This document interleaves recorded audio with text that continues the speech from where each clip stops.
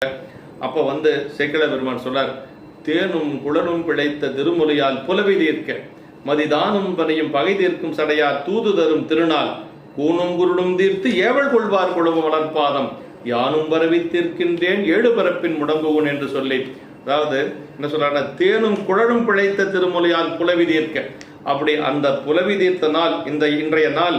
அப்படி புலவி தீர்த்த நாளிலே தூது சென்று பெருமான் புலவி தீர்த்த நாளிலே பரிசனங்கள் எடுத்து செல்வதற்காக பிறவியிலே கூணாக இருக்கக்கூடிய ஒருவரும் பிறவியிலே குருடாக இருக்கக்கூடிய ஒருவரும் வருகிறார்கள்.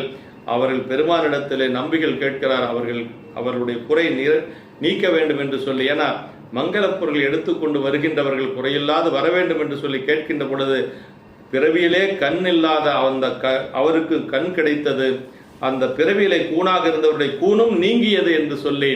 அப்ப இறைவனுக்கு தொண்டு செய்த சுந்தரருக்கு ஒரு கண் காஞ்சிபுரத்துல, இன்னொரு கண் திருவாரூர்ல நீண்ட நாட்கள் கழித்து கிடைத்தது. சுந்தரருக்கு தொண்டு செய்த அந்த குருடான அவருக்கு உடனே கண் கிடைத்தது, அந்த கூன் அவரும் நீங்க பெற்றார் என்று சொல்லி.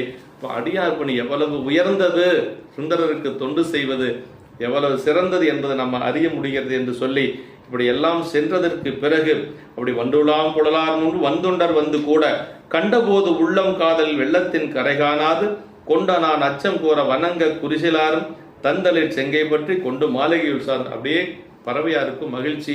2 பேரும் சேர்ந்து உள்ளே இல்லத்துக்குள் செல்லுகிறார்கள்.